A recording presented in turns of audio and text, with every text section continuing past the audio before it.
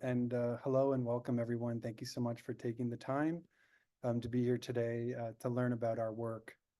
To give some context as to how this case study came together, um, in 2001, an open call for proposals was put together by the CMHC Demonstration Initiative, and they were looking for land assembly solutions that may ensure greater availability of access to land for affordable housing. There were 16 initiatives that were funded, many of whom were community land trusts, many of our partners.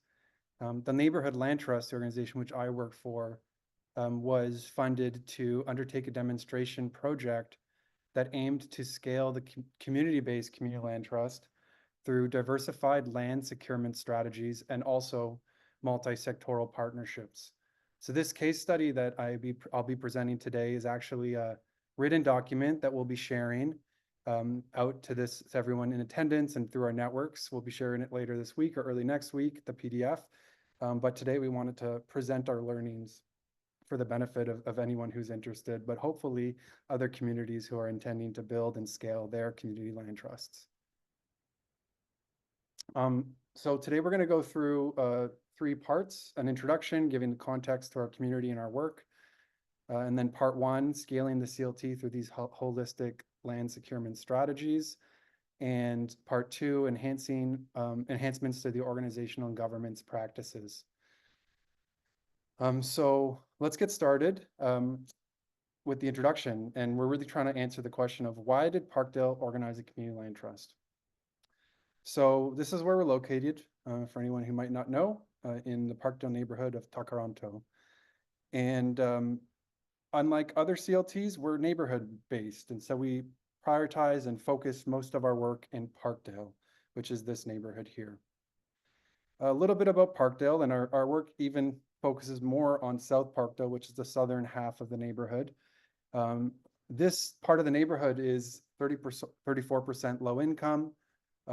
There is a large population of recent immigrants. 50+% of the population is BIPOC or identifies as BIPOC, and 88% of residents are renters. That last fact is quite important because, of course, as the market changes, rents become affordable and development pressures come on our neighborhood, the majority of residents are impacted negatively by that process. Parkdale is also an organized community, so we have a history of psychiatric survivor and working class tenant organizing. We also have robust social infrastructure of 60+ nonprofit organizations which operate in some form within our community. So the main problem that the community has been dealing with over the last decade and a half is the fast-paced gentrification and real estate speculation, which has caused displacement. Primarily, the displacement is putting pressure on low-income and vulnerable residents who are physically being pushed out by these market activities. But in addition, this gentrification and real estate speculation is leading to community-serving land uses being pushed out as well. These types of community-serving land uses are lower profit, but generate community benefit, things like the community legal clinic, affordable rooming houses, etc. We believe that this is a problem, and this is a struggle over land. And so we need a land-based solution. We're interested in addressing this through the community ownership of land through the Community Land Trust.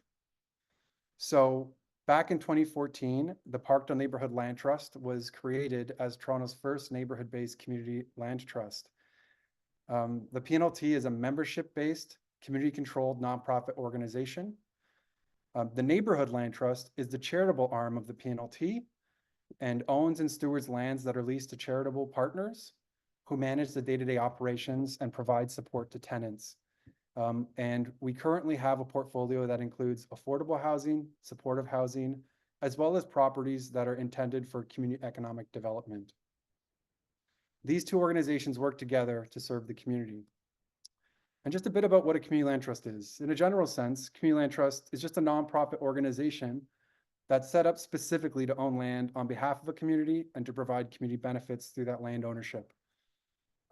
In our context, the community actually speaks to a membership base which lives or works in the geographic area that we serve.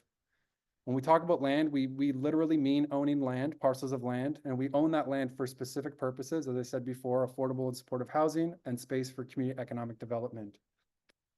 And then through this community ownership of land, we're seeking to rebuild trust and maintain trust with local residents, trust that the community can take care of these important assets. And we do that by putting in place a community-based governance structure that allows for transparency and community-based decision-making. This governance structure has 3 membership types: core members, which are members who live or work in the sites we own; community members who live or work in the area; and then organizational members. So they're representatives from organizations that serve the community.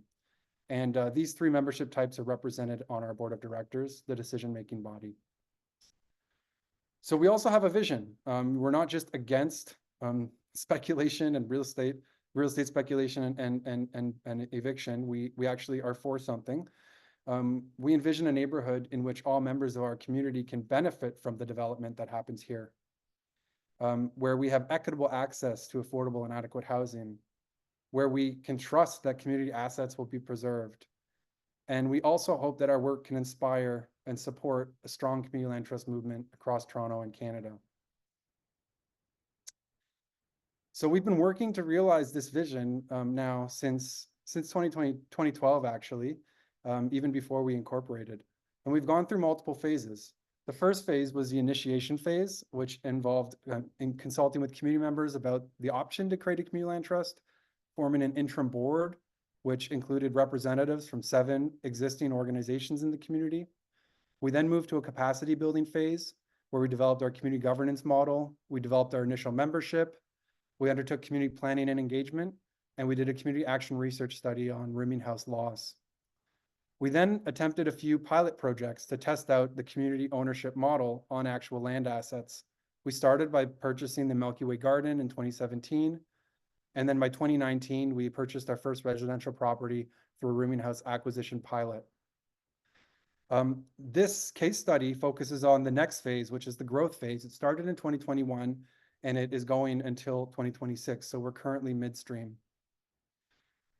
At the beginning of this growth phase, the Land Trust has proven that the community can acquire and own land. We have 2 land assets, a community garden and 1 residential building. But the pressures around us just continue to build. The X's that you'll see are all large-scale condominium developments, all of which are private, higher rental or condominium, and not including affordable housing. So the pressure just continues to build. So we know that we need to increase community ownership, and our goal is to reach 300 units through these different land acquisition strategies. We also want to enhance our asset management capacity and as well as long-term partnerships so that we can support good management and ensure that we're providing community benefits from the land that we own. We also wanted to try to enhance our organizational financial sustainability. We thought that as we grow, we need to make sure that we're becoming more and more sustainable so we can fulfill our vision in the long term. And finally, as we grow, we're intending to enhance our community governance model by expanding opportunities for participation. So this presentation, again, is in two parts. One focuses on the acquisition strategies and the other focuses on the organizational improvement strategies. So part 1 is scaling the CLT through the different holistic acquisition strategies. Over the years, we've done a lot of community planning, and this planning has helped us understand that there's a need for both the preservation of affordable housing in our community, but also new supply of affordable housing. And so that's why we think there's a need for a holistic strategy with community land trusts in communities like ours. So we've looked at the acquisition of at-risk rental, private rental housing, at-risk community housing assets, which are owned by other nonprofits or the city, and also the development of new purpose-built non-market rental housing. And I'll go through our experience trying to do each of these. The first one I'll talk about is the preservation of at-risk private rental housing. So the problem that we're trying to address with this is the loss of affordable rental housing in our community. And this started with our rooming house study in 2017, where we documented the loss of affordable rooming houses and small rental buildings through upscaling and conversion. At that time, we proposed that there should be a neighborhood-wide preservation strategy, which would focus around acquiring at-risk properties and converting them to permanently affordable housing. Unfortunately, in 2018, NLT experienced multiple failed acquisitions due to a lack of acquisition funding at all levels of government. After these failures and quite a bit of advocacy and collaboration with our city partners, in 2019, the NLT had the honor to partner with the City of Toronto to implement the Parkdale rooming house acquisition pilot project, which allowed us to successfully acquire our first residential building, 26 Maynard, which preserved 15 units of affordable housing. And here's a photo of our community celebrating that first acquisition. So through the scaling project, we wanted to leverage that prior experience and partnership with the city to continue to preserve these at-risk rental buildings in our community, of which we understood there was about 80 at-risk sites that were in need of preservation. So we also wanted to develop a replicable acquisition strategy that would enable us to act quickly to preserve buildings as they came to the market. And we wanted to make sure that there was enabling policy that would allow for a consistent pipeline of annual or semi-annual acquisitions. There were some very real challenges. First, the land trust lacked equity to acquire these properties. The properties were selling fast to investors, corporations, and REITs. And in 2020, after the pilot, there was still no acquisition funding available from the city, province, or federal government. So in the absence of public funding for this very important action, we were forced to raise funding from impact investors. So we partnered with Van City Community Investment Bank to develop an innovative impact investment financing solution that was called the Preserve and Protect Guarantee Program. Through this program, we raised $2.6 million in guarantees from 9 institutional investors, and this unlocked over $8 million in acquisition loan over a 36-month term. The foundations that supported that initiative are listed below, and thank you to all of them and any of you who are here today. This actually allowed us to act quickly to preserve a 36-unit building. This is a 36-unit apartment building next to our first property at 26 Maynard. This is 22 Maynard. And we acquired this property in 2021 through the Preserve and Protect Guarantee Program, preserving the affordable rental units there.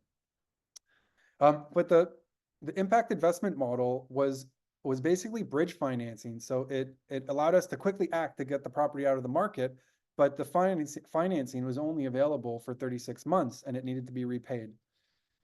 So we still needed to find long-term funding and financing. So the NLT advocated and supported the city to explore and eventually establish a very important enabling policy, which is now called the Multi-Unit Residential Acquisition Program. And we're very, very happy that the City of Toronto has implemented and continues to implement this important program. In 2022, this new program enabled NLT to secure $5.4 million in funding, as well as to secure a takeout mortgage from Van City Community Investment Bank to repay our bridge financing. The city also provided property tax exemption and rent supplements to eligible in situ and new tenants, which allowed us to provide deeper affordable housing for those tenants who were eligible and needed that additional subsidy. And so 22 Maynard was converted to permanently affordable housing in 2022 through this long-term funding and financing.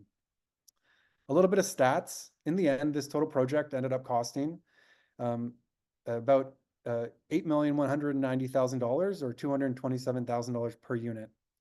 That required $150,000 of public funding per unit. And from an equity to financing perspective, we need about 65% equity and 35% financing for this project to work in the long run. I just want to say that, from this perspective, we still perceive that acquisition is the most economically efficient, fast-paced, and impactful way to preserve and produce affordable housing in our communities. We know that today, new construction of affordable housing is costing $500,000 to $600,000 per unit, and acquisition can be done for half the price and much faster. So the impact of this was that we did preserve those 36 homes. The existing tenants could stay, and eligible tenants had access to RGI rent supplements. In addition, tenant access would be for any unit that became available would be focused on tenants moving out of overcrowded local boarding homes, transitional housing, and/or homelessness. For this property, we developed an operating partnership with St. Felix Center, who provides homelessness services as well as supports in rental housing, and we're very happy to be working with them on this project. Out of this success, we're now working on a pipeline of acquisitions. Because we have the capacity to plan internally, we have the experience, the finance partner, the operating partners, and now an ongoing municipal funding program. We believe that it's possible to undertake an acquisition annually over time to be able to preserve more and more of this important rental housing stock. We are also very interested in the federal government increasing the funding for these programs to enable us to address the needs of preserving larger rental buildings, which we've studied as well, but which current programs do not provide enough funding to support. Important lessons learned from this activity is that developing a strong understanding of the target rental submarket is a strong enabling factor to implement effective acquisition strategies. We needed to be an expert in rooming houses to be able to effectively intervene in that submarket. And in addition, even though we started with very little experience, in working with consultants, we were able to develop experience through osmosis. And so now we are independent. We can plan our own acquisitions through that initial mentoring. In addition, we found that collaborating with value-aligned realtors was very instrumental to successful acquisitions. Initially, we tried to negotiate deals ourselves, but we found that a value-aligned realtor who can take into account the needs of the vendor and the needs of our organization is a special ingredient for success. We also learned that securing capital funding before initiating an acquisition process was essential. We had over a dozen failed acquisitions before the successful acquisitions, and a key success factor was having the funding confirmed in advance. Our assessment is that public grant funding is the most appropriate funding source to secure permanently, deeply affordable housing. Impact investment was useful as bridge financing, but permanent public funding is the best option. In addition, we feel that funding programs should accommodate the fast-paced nature of acquisitions. So that was at-risk private rental buildings. And now we're going to talk about the acquisition and renewal of at-risk community housing assets. So what was the problem we were trying to deal with here? Well, due to the systemic underfunding of public housing, Toronto Community Housing had long struggled to maintain its scatter home portfolio in a good state of repair. After a former city council directed TCH to sell off a number of scatter homes, tenants and advocates, as well as progressive councillors, convinced the city to transfer this portfolio to a community housing provider that would ensure long-term preservation and good stewardship. The NLT recognized the importance of intervening to preserve the long-term affordability of at-risk community housing assets. And so we partnered with a larger housing operator, YWCA Toronto, and we successfully bid to acquire a portfolio of 82 properties containing 152 units that were formerly owned by TCH, Toronto Community Housing. This was a massive opportunity. Through this city-led process, we had a unique opportunity to preserve a large stock of social housing and to improve it, but it also came with some major responsibilities. All the buildings needed to be brought into a state of good repair within 5 years, which was going to be costly and challenging. We also had to maintain the affordability for 99 years, which limited the potential revenue to cover costs. So there was a major risk to the organization. If the cost of repairs and operation exceeded the revenue and funding, the buildings could fall into disrepair or be repossessed by the city. So we undertook a really robust capital planning and due diligence process to ensure that we could fulfill these obligations before we said yes. The scatter homes included both detached homes, semi-detached homes, stack row houses, and small low-rise apartment buildings that were dispersed across the west end of Toronto, including Parkdale. Many of these buildings are really old. 70% of them were over 100 years old, so they needed substantial capital improvements as well as renewal. In the end, through a very robust process, which involved inspecting all the buildings, undertaking 82 building condition assessments, 20 as well as designated substances studies, 20 energy audits, an accessibility review, environmental assessments. After doing all of these studies, we compiled the information into a 5-year capital renewal plan to bring all of these 82 homes into a good state of repair. And it involved both small repairs all the way up to full building repairs. And with this information, we went and we began to negotiate with our lenders, the city, and the federal government. And we were very lucky that they were interested in collaborating to improve this housing portfolio. We were able to secure acquisition financing from Van City Community Investment Bank. We secured a total of $23 million in funding and financing for capital repairs from the City of Toronto and CMHC through the co-investment program. And we also secured rent geared to income supplements from the city for eligible and existing new tenants of the portfolio. Again, enabling tenants to access rents that they could afford while also ensuring the organizations received the appropriate revenue to maintain these buildings.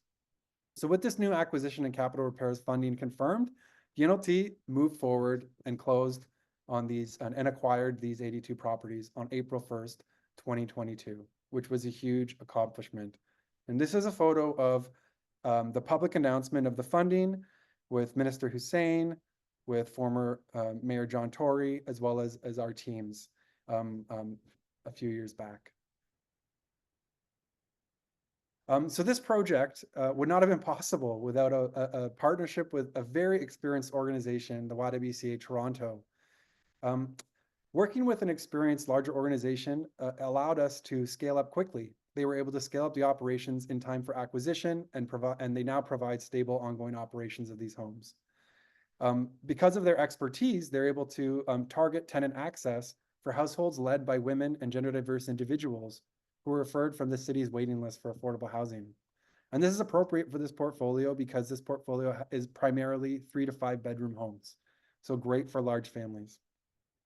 The partnership was also solidified through a long-term lease, which is our primary means of solidifying partnerships with housing partners.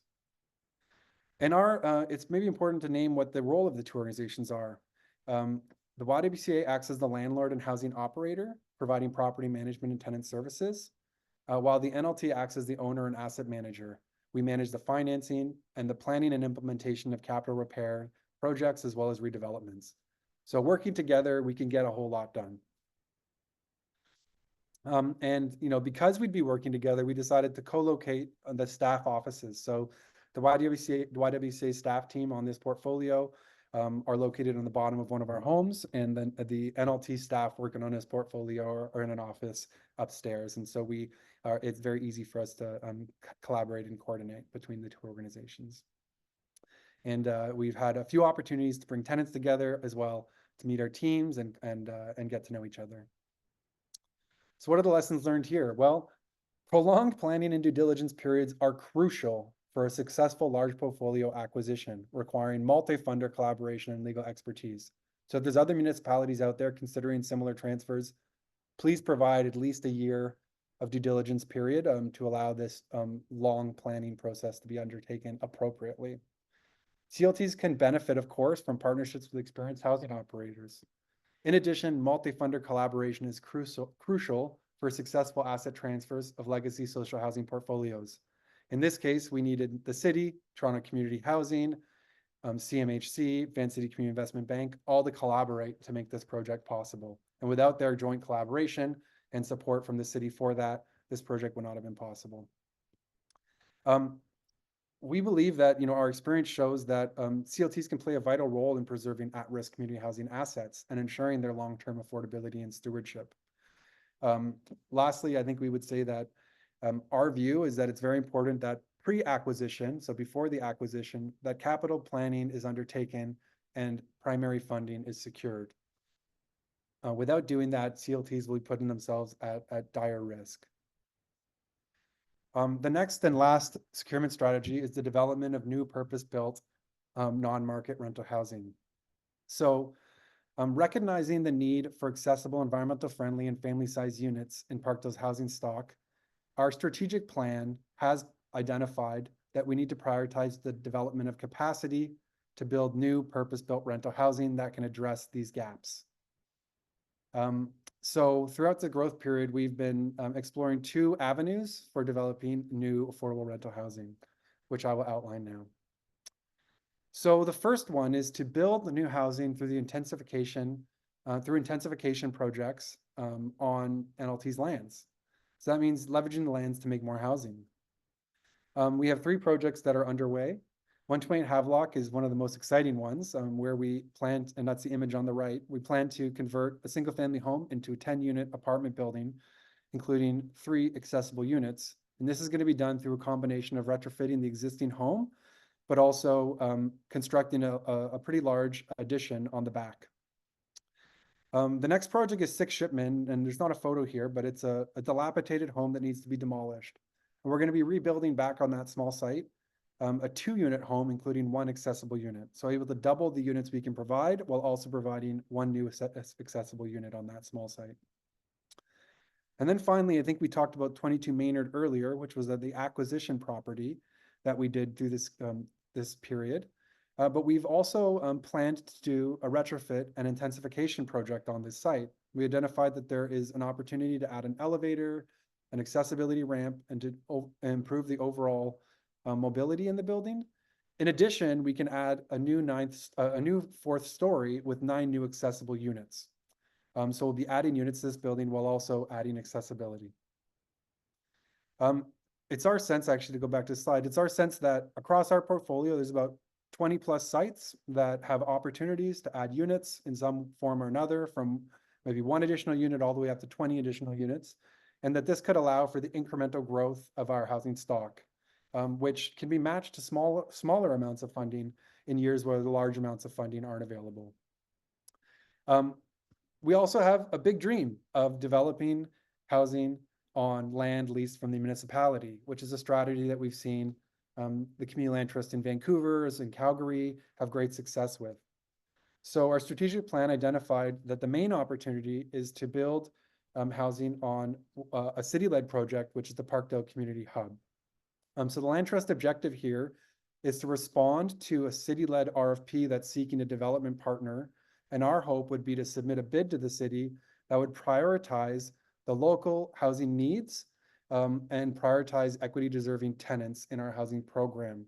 So we put forth a bid that we feel would meet the community needs to the most extent.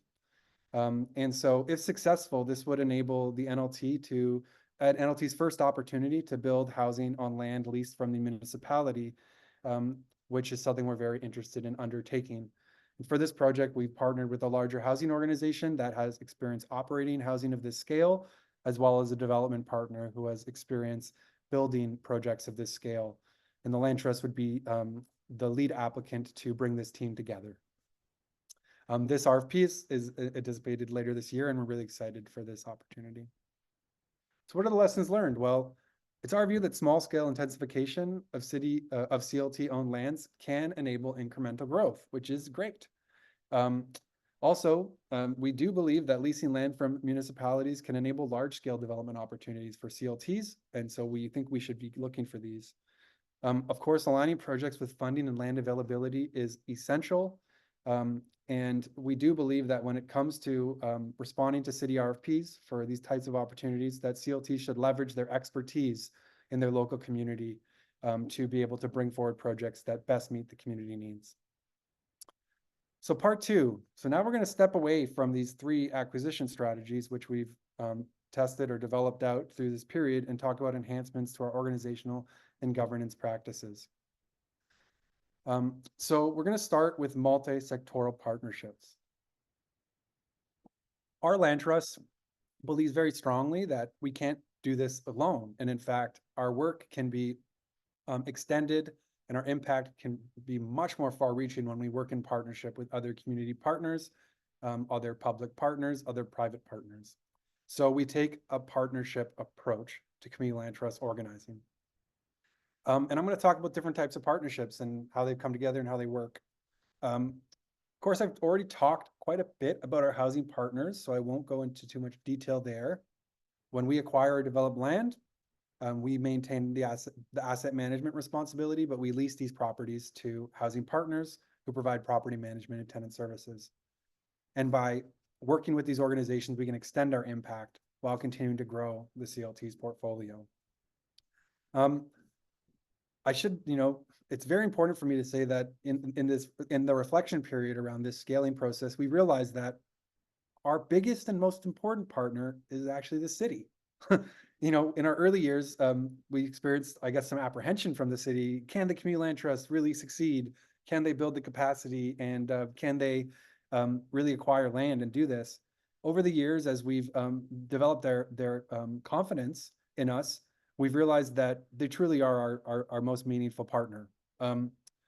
Every single housing project we've undertaken has been funded in multiple ways and supported in multiple ways by the City of Toronto. So our work would not be possible without their support. And if there's anyone here from the city, thank you. If there's anyone here for other municipalities, you should know that you play a critical role in supporting your local CLT to access land, funding, and enabling policies. Our work has also involved collaborating with the city on enabling progressive policies, such as MURA and other programs. Our work has also been dependent on developing a very intentional financing partnership.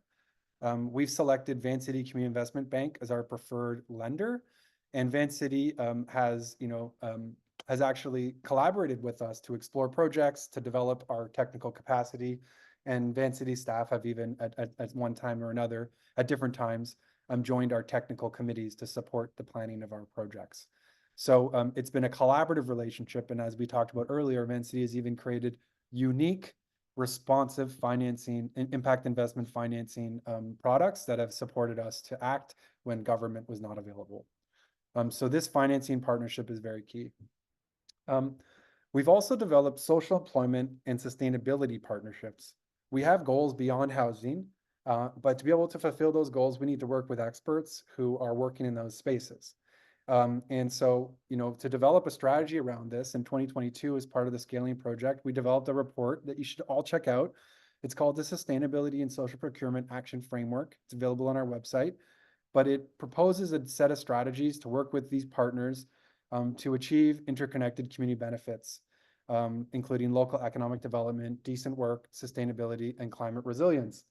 And the premise of this is that as the Land Trust owns more property and has more assets under community ownership, that there's actually a lot of funding money moving through these properties, both for retrofit and management.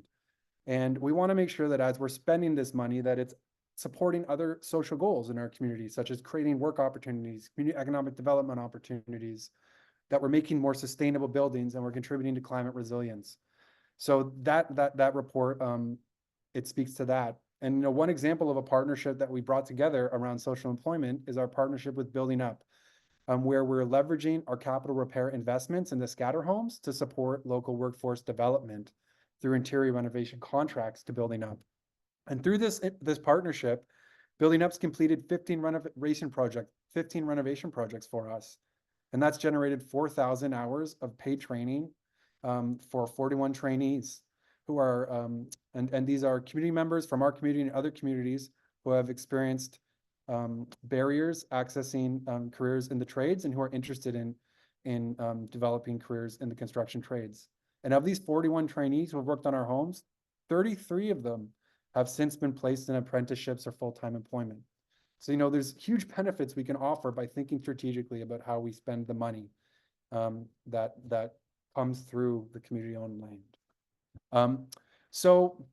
Lessons learned. Well, we feel that multi-sectoral partnerships can enhance the community benefits that community land trusts can provide. So they're important.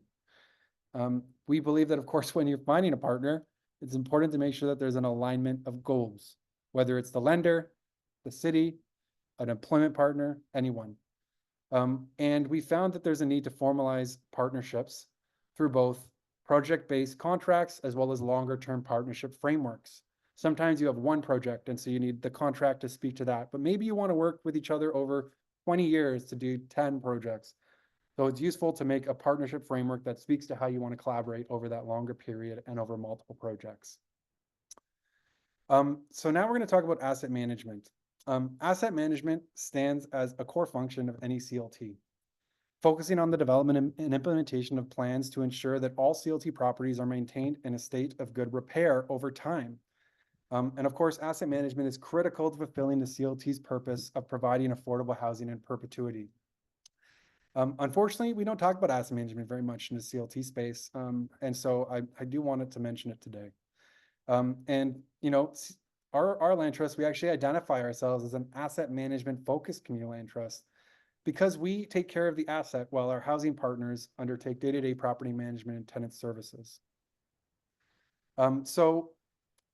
In the scaling process, we had this challenge. We historically had only owned a few buildings. We didn't have much capacity and we depended on support from consultants. In the growth period, we had this opportunity to build our capacity because we had planned over 100 capital projects in the scatter homes across these 82 properties in the next 5 years. So there was an opportunity to bring that capacity in-house. However, this portfolio was challenging to do these capital projects on. These projects were dispersed. Each site needed its own scoping and design.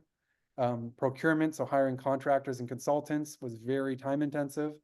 And these were mostly tenanted homes, so completing work in tenanted homes required intensive collaboration and relocation planning.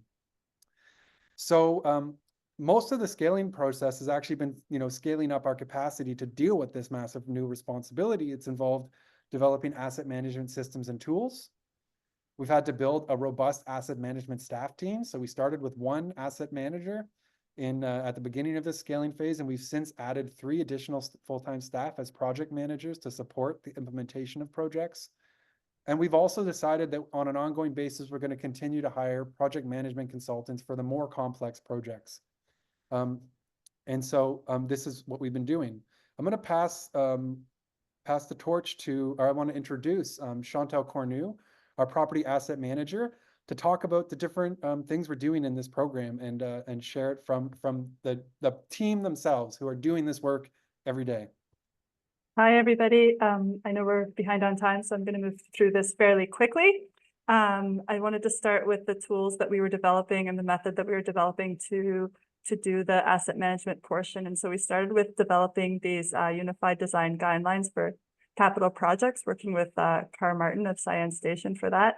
And they did a great job. And the design guideline is design guideline construction standards, and took the input from multiple stakeholders, including tenants, advocates, staff, maintenance, and etc., contractors, and kind of put together both a general design guideline for key considerations in terms of accessibility, quality of interior spaces, performance, affordability, as well as a second package, which is the design guideline for rooms and spaces, which is more the tenant-focused one, which describes sort of different options that tenants have about finishes and materials within their home.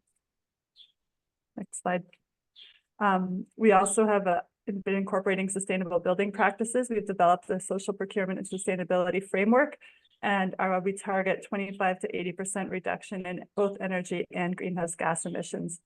It's important, we find, that while we're doing the state of good repair work on these homes, that we combine that with deep energy retrofit work in a staged approach wherever possible, so that while we're replacing windows, we're putting in the best windows in the best method possible, so that later on, if we're overcladding, we can tie into those windows to create a continuous air barrier, therefore helping the overall energy performance of the building, as well as promoting indoor occupant comfort, not sitting beside drafty windows or lesser quality windows that are going to fail in a few years or that are old now and don't perform adequately.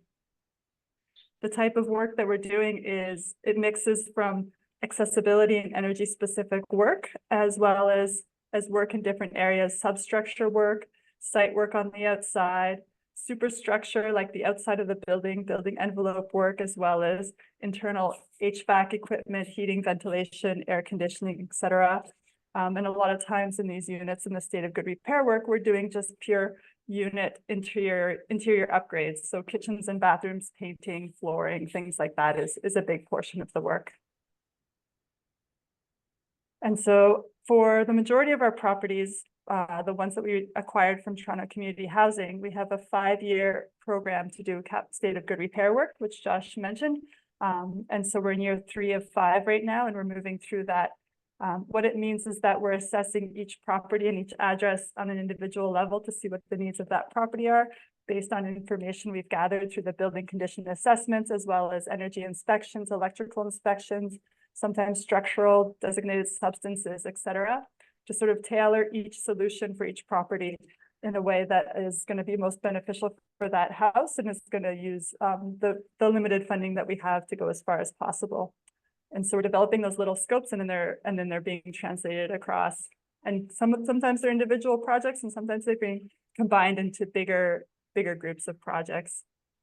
As of March 24, we've completed 24 capital plan projects with a total cost of $3 million. As of today, we've contracted over $5 million, and we've spent over $4 million. So we're quickly ramping up the scale of work that we're doing with the growing of our staff this past few months to help sort of get those projects going. We're also, as we're doing this work, we're also putting money aside into the reserve funds as required. And the procurement process that we've been doing is multifold because we have such different scales of work happening between sort of these larger renovations on these multi-unit buildings to kind of just going into one house and doing just the floors. We have different contract and procurement processes. We have restricted tenders for large projects over $125,000 that have more vets and checks with the board and with staff to make sure that those contracts are being awarded properly. Then we have preferred vendor category for smaller and medium scale projects up to $125,000, where we're still requiring 3 bids and we're still doing internal vetting of contractors, but the staff is able to assess based on our criteria of social procurement and quality and experience with that vendor, as well as price, which vendor is most appropriate to do the work. And then we have minor procurements for stuff under $20,000.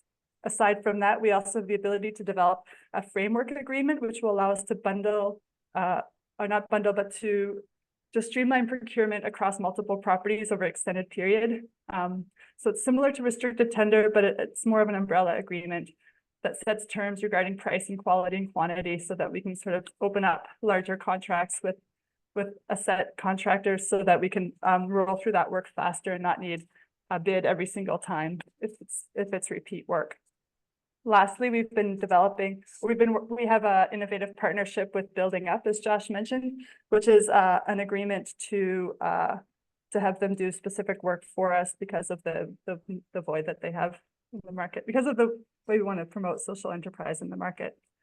And with all this work, it's a lot of chaos, it's a lot of coordination, it's a lot of like making sure that everybody knows what's going on. And we're working very closely with our operators as well as with tenants.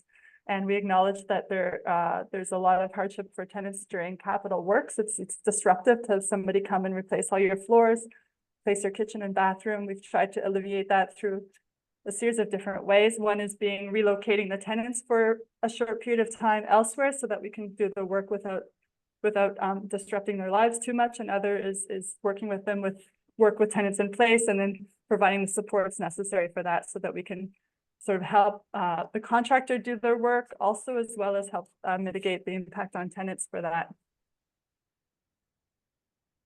And because the tenants are the most important part. This is Tendon, our tenant engagement coordinator. She'll be speaking with you shortly. Yeah, so the lessons learned, thanks so much, Chantal. The lessons learned here, well, we just want to like underscore deeply that capital planning is core to asset management. Asset management is core to CLTs. With the scatter home portfolio and older buildings, we know that they require an enhanced asset management staff capacity. So if you're buying old buildings, you should make sure you have capacity to plan pretty complex retrofits. Project management fees are critical to support your asset management staffing. Of course, I mentioned we've increased staffing substantially over this scaling process, and we've had to increase our fees over this period. When we do a capital project, we need to charge a fee to the capital activity to make sure we can have the appropriate management in place to make sure the project goes well and is planned well. We also realized too late that it's important to utilize asset management software from the beginning. We're now beginning to use new purpose-built asset management software, but anyone else who buys a large portfolio or builds a large portfolio, encourage you to purchase purpose-built asset management software early. So we really strongly believe that deep energy retrofits of existing rental stock is feasible and attainable, and right now there's a lot of support for it. So please plan and do it. A holistic approach to incremental building envelope and HVAC improvements is the strategy we're undertaking, and we consider, encourage others to consider it. You might not be able to do everything at once, but plan in a staged way so that you can continue to add improvements to these buildings. When doing these types of retrofits on tenanted homes, dedicated staffing for tenant-centered support during capital works is necessary. And we really strongly encourage all organizations doing this type of work to accelerate funding their capital replacement reserves. Any opportunity you have, any surplus, any extra money, put into a reserve. You'll need it. These buildings are old and they're getting, they're going to need improvements over time. So I'm going to quickly go through some business model enhancements. Basically, I'll skip the context and just talk about what we're actually doing. So our business model has multiple pieces. We have property acquisition. We lease our properties, and when we lease our properties, we receive asset management fees from our housing partners, and that helps to support some of the asset management staffing. We also manage capital projects, as I said, and we charge project management fees when we're managing a capital project that helps support the project management of the capital projects. In addition, sometimes other organizations ask us, hire us to do some consulting for them. And so we get a little bit of revenue from that. And then the biggest chunk actually is that we receive a lot of generous grants from foundations. So grant funding continues to be very important, or has been very important to us. However, we know that the grant funding might not always be there, and that we're going to need to be thinking about ways to become more sustainable. And that's why we're building a business where we are generating fees from our activity and revenue from our property activity to be able to support the land trust so that we can continue to do our work even if grant funding dries up eventually. We also have identified some really other important future state parts of our business model that we want to encourage other CLTs to think about. So one is that we think that CLTs should establish a revolving development funds. We're targeting 3 to 5 million, and this would be a revolving fund that could be used to cash flow new acquisitions and development activities. The early costs of projects before final takeout financing comes in place can be very high, and we need that revolving funding and financing internally to be able to act quickly. We also think that organizations, above and beyond having property specific capital reserves, we need organizational reserves so that we can have some money put away in case there's some incident like COVID-19, et cetera. That means that in a certain year there's less operating revenue coming in, that we can continue to do our work. And then finally, we believe that the CLT work involves quite a bit of technical expertise in the staffing team. And so we do believe that CLTs need to align their budgets to be able to retain high quality technical staff, especially when those portfolios are getting larger. So lessons learned when we're thinking about our business plan improvements, and I should just give credit to SHS Consulting, who has helped us to look at our business plan and recommend a number of improvements. But again, we believe we need to build capacity through meaningful development and project management fees. So don't be afraid as a CLT. You need to charge a fee for the work you do to the projects that you're working on. CLTs can also generate revenues from a mixed approach of asset management and property management fees. While our organization does not do property management, when we looked at other CLTs across North America, many of the larger ones have their own property management staff teams and are generating revenue to sustain their operations from property management fees. Building sustainability through organizational and property level operating reserve funds is also really important. And finally, it's really worth investing in your staff because we need to attract and keep really awesome people to make sure these buildings are taken care of and the community governance structures are managed and tenant consultations are done well. Again, enhanced capital replacement reserves beyond minimums is advisable. And this is a complicated one, which I won't go into too much on, but if a CLT ever has an opportunity to acquire an unencumbered asset, which is basically a property without a mortgage, we encourage you to do that. It always ensures that there's asset growth and equity growth in the organization, and that if anything were to go very, very wrong, there might be like one asset that could be let go of to save the rest. If all of your assets are are encumbered and could not be disposed of in an emergency, then it could put the whole portfolio at risk all at once. Obviously, none of us want to be in that situation, but it was recommended by SHS that it's something to consider. Next, we're going to go to community governance, and then we're going to be done in this question period. So context setting. So this work, the Community Land Trust, the special thing about Community Land Trust is that we're community-based and governed organizations. And we believe that community governance helps support effective management of land and housing, and that makes sure that that work is guided and accountable to community members, and that process is transparent, and that democratic processes are implemented around that. Currently we have 1,000 members around, give or take, who have the right to participate in governance. So they can be nominated for the board, they can elect board members. Through the membership, the boards, which are the decision-making bodies, the members elect the boards, and the boards make the decisions on a monthly basis, direct staff to do the work. This is our most recent board meeting. We just had our first board meeting after 4 years in person, after that horrible isolating COVID period, and then the COVID hangover, where we're just all online still. But we come together and we meet and we talk through the important issues, and the board makes the decisions.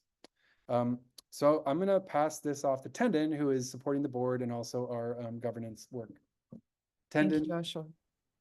I'll speak quickly to a few of our learnings during the scaling period on community governance. For the first, the significant scaling of NLT has required numerous decisions related to acquisition opportunities. And many of these decisions are ratified by an elected board. We found that to increase our oversight and governance capacity, we needed to broaden the mandate of the acquisitions committee to include due diligence. So community members with technical expertise in legal, real estate, housing management, finance, etc., they were tasked with conducting technical reviews and to provide thoroughly considered advice to the board on key decisions throughout the acquisition process. Next slide.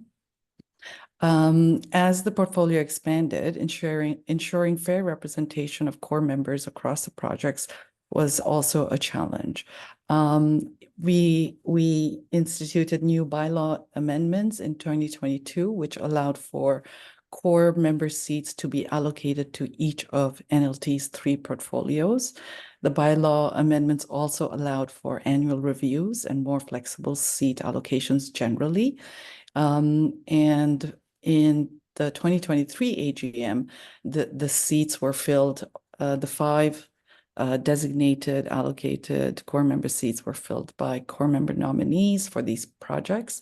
And it marked the first time that PNLT met its goal of having 1/3 of the board representation come from our membership, our core membership. Next slide. As NLT's portfolio grows, we also found that there was a need to establish new ways for core members to engage with the Land Trust and our operating partners. In response, tenant advisory committees were established, and these were a dedicated space for tenants to advise NLT and housing partners on asset management, operational issues, and strategic directions. So TACs have provided invaluable input on our plans and policies, such as the capital projects plan, the tenant impact policy, as well as the design specifications guide, which we saw in the earlier slide. We've been hearing feedback from tenants on the advisory committee about how we can improve our processes within the committee itself. And based on the feedback, we're meeting more frequently. We are allocating 50% of the meeting agenda to tenant-raised issues in order to enhance tenant leadership on the committee. Further learnings and ongoing adjustments to the advisory committee model can ensure that it fulfills its goal as a space for meaningful collaboration between tenants and the Land Trust, as well as our housing partners. Next slide. NLT's work has consistently been informed by community engagement and community-based research. While much of as a community-based land trust, you can all see why that is very important. While much of this work has occurred in the early stages of our work, expanding the housing portfolio demands ongoing engagement and to align our projects with current community needs. So during the growth phase, we completed the Parkdale Tower Rental Housing Study in 2022. We launched the report and engaging a diverse team of tenants, housing experts, and community organizers. We surveyed 211 residents in South Parkdale's private market rental buildings. So the work identified this work identified housing affordability, occupancy, and suitability as ongoing issues in this building typology and proposed solutions to help inform the planning of 3 potential affordable housing projects that NLT would like to lead. So we also found the research, community-based research has empowered tenant leaders, some of whom have joined PNLT's committees or our board, and has enhanced our community-led objectives, community-led governance objectives. So overall, this slide recaps our learnings in community engagement and governance. And I'll finish by saying that over the years, we've learned that maintaining accountability to the community and actively involving community leaders requires ongoing engagement in local housing issues. So I'll pass it to Josh to share some conclusions for this presentation. Yeah, thank you so much, Tenden, and thank you for your work, of course, as well. Yeah, so to bring this presentation to an end, just wanted to say that our perception is that I think we've successfully demonstrated an approach to scaling a community-based community land trust in Canada, which we're very proud of. And we've done this by preserving at-risk rental housing that are both private and socially owned. We've done it by enhancing asset management capacities, identifying business model improvements and improvements to the governance models. So we're very proud that we've grown from 2 properties at the beginning of this process to having 85 properties that are stewarded by the land trust and community ownership, providing 205 affordable rental units to residents who benefit from those. Obviously, along the way, we've encountered obstacles. We've tried to, where possible, we've tried to turn those obstacles and challenges into opportunities for policy change or for learning. Along the way, we've also made mistakes, and we try to maintain humility and a willingness for continual improvement in the pursuit of these goals. Of course, we're trying to do something that's very hard, and we're not going to get it right the first time. And so we have to be willing to continue to improve our processes. We hope that as more CLTs develop and share their experiences, that we can learn from each other. And that's kind of the reason why we've gone into so much detail this time in this case study, is because we've kind of had our head down working for the last 3 years, working really hard to try to stretch and grow this community land trust. And we thought we'd take a moment to document some of our experience and learning so others can learn from what we've done. And we can't wait to hear from others on what you're learning, because of course we need to learn from each other. We're so very inspired by the growing community land trust movement, and we hope that we can continue to be a good ally, partner, and member of this community. Thank you so much for coming out today to learn about our work. So many of you have been supporters for a long time. Some of you are members. I see Susanna and Tish and some other board members here. Thank you for coming. Some other partners from Vancouver. Hey, Wendy. Looking forward to continuing to collaborate to continue to build this amazing movement for community land. Thanks for being here to learn about our work and our community. Please continue to support us. If you wanted to learn or access any further resources, you can check out pnlt.ca, where you can gather all our reports. Also, anyone who attended this session will be sending you out a PDF of a new report, Scaling the Community-Based CLT. It's a 50-page report with all the details from today's presentation. Not the presentation itself, but an actual report. So you'll be getting that by email. I want to thank everyone who helped make this presentation and case study possible. Specific shout out to Celia, who was the first drafter on this study, as well as staff who contributed, Kate, who designed the report, Jane from the network, who designed the presentation, and Nat, who's organized and hosts this event. Thank you all. Also like to thank all of our funders. We have so many amazing funders who support our work. So thank you to all of you. Big special shout out to CMHC for funding the demonstration. Big special shout out to Metcalf Foundation for being our biggest supporter over the years. If you're a CLT in Ontario, definitely contact some of these funders. They like CLTs. Maybe they'll support you. Shout out for upcoming webinars. On May 15th, there's going to be a similar webinar on launching the Downtown Eastside Community Land Trust. And then on June 12th, Indigenous Community Land Trust Sharing Circle is happening. And you can get registration information from the network's web page. If you just look up Canadian Network of Community Land Trust, you'll find it's the first thing that comes up on Google. So without further ado, I'm going to stop slides and just see if anyone here has questions. But thanks so much.